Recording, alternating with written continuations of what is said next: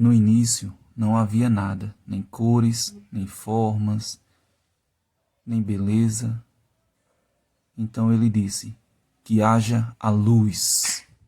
Olá pessoal, eu iniciei esse vídeo falando um pouquinho sobre como foi o início, né? Então eu fiz uma brincadeira informando que não existia luz, nem existia formas.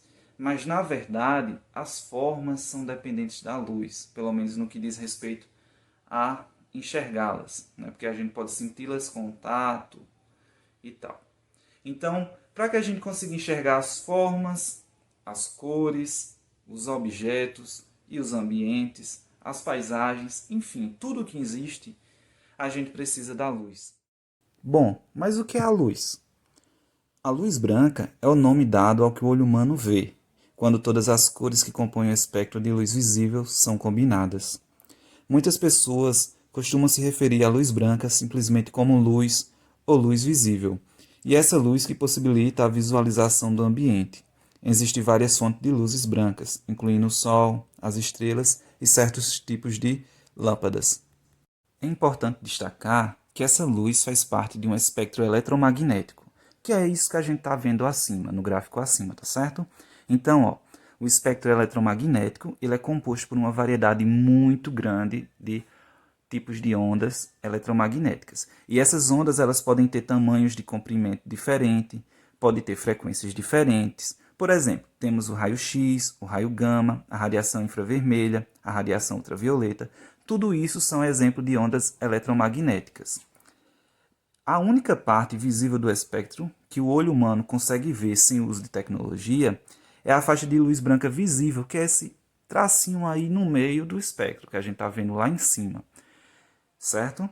Esse espectro é enorme, com ondas que variam consideravelmente em tamanho. Algumas chegam a ter quilômetros de comprimento e outras são menores que átomos. Então você pode se perguntar, mas o que tem a ver eletromagnetismo, espectros, luzes visíveis, infravermelho, micro-ondas com as cores?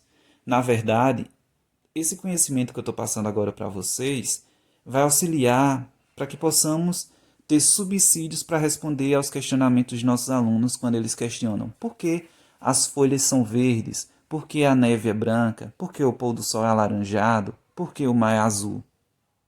As cores dependem da luz, cuja fonte principal é a luz solar.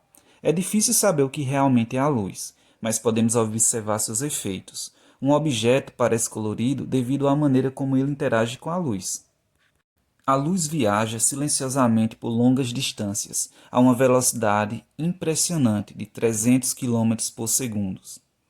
Demora cerca de 8 minutos para viajar do Sol até a Terra.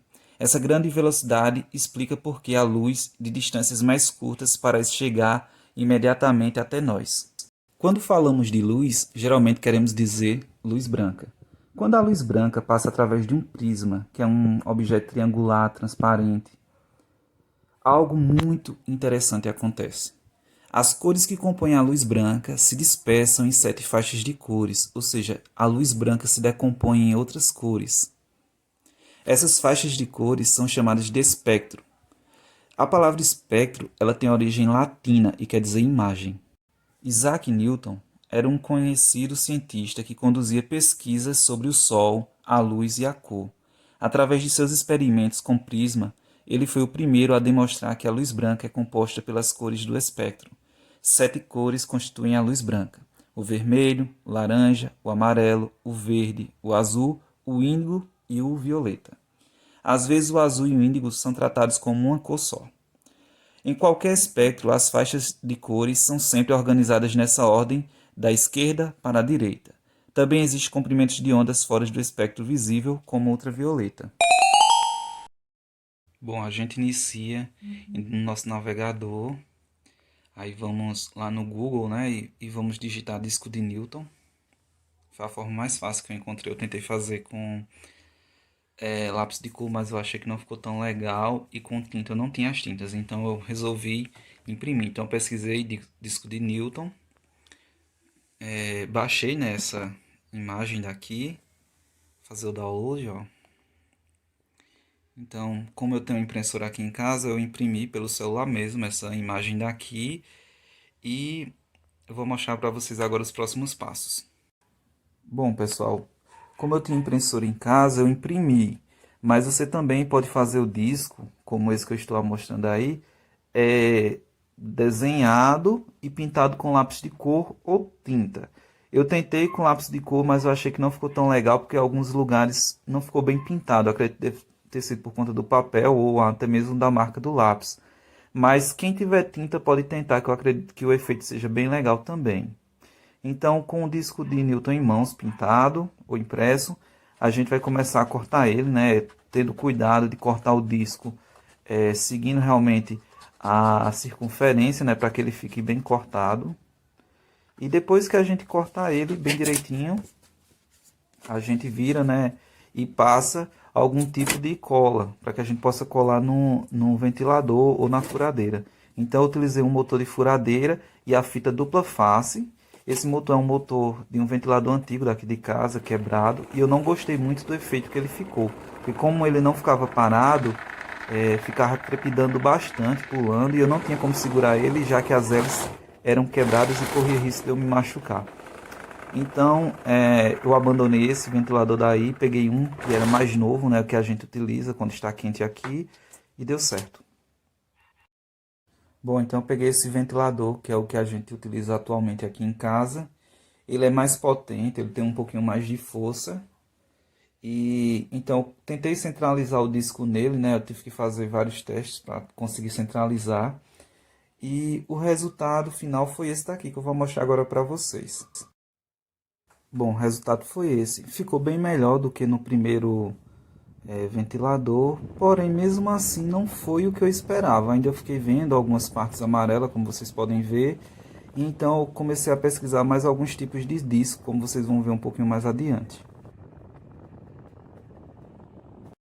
Bom, pessoal, também fiquei com dúvida, eu vi esses outros tipos de disco, então eu fiquei com dúvida qual seria o efeito deles. Então eu imprimi alguns tipos e vamos fazer o teste agora para ver o que vai dar. Bom, entre esses tipos eu gostei bastante do efeito que esse daí teve. Realmente ao vivo o disco ficou totalmente branco. Às vezes a gente via um pouquinho dessa espiral que a gente vê pelo telefone, mas ao vivo a gente via branco. Esse outro eu não gostei tanto dele, eu não sei se estava mal centralizado ou foi a questão da escolha das cores mesmo, mas ele mudou a cor, mas ele ficou puxando para o amarelo. Esse daí também ficou um efeito bem legal. Esse daí foi, eu acho que foi o que mais se aproximou do branco. Chegou realmente a não ver mais nenhuma cor, somente a cor branca. E esse daí eu acho que foi o que teve mais sucesso. E por último, eu testei outro também que era várias cores, dividida em seções.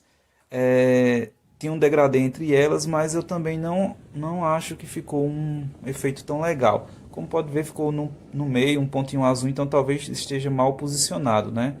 Mas entre todos eles eu prefiro o primeiro e o terceiro. Através dessa experiência do disco de Newton, é possível perceber que aquela luz que é decomposta através do prisma em 7 faixas, em 7 cores, em 7 luzes diferentes, ela pode ser recomposta novamente e se tornar novamente a luz branca, né? Ser captada como uma luz branca. E nesse esquema acima, a gente consegue perceber que os objetos que compõem o mundo, o nosso ambiente, eles possuem propriedades físicas e químicas que interagem com essa luz. E essas propriedades, elas ditarão, né, elas dirão, elas definirão quais são as faixas dessa luz que serão absorvidas e quais são as faixas que vão ser refletidas.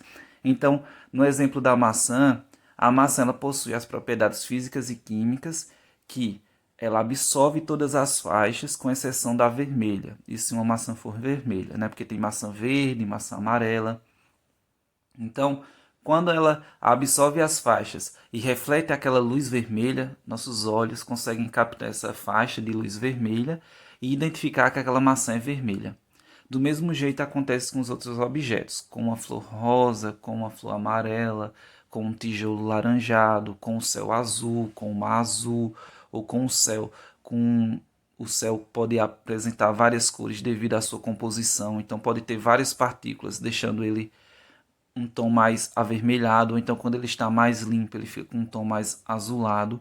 E assim a gente consegue explicar para os nossos alunos que as cores, elas são consequências da reflexão dessa luz branca, que é decomposta e refletida de acordo com as propriedades daqueles objetos.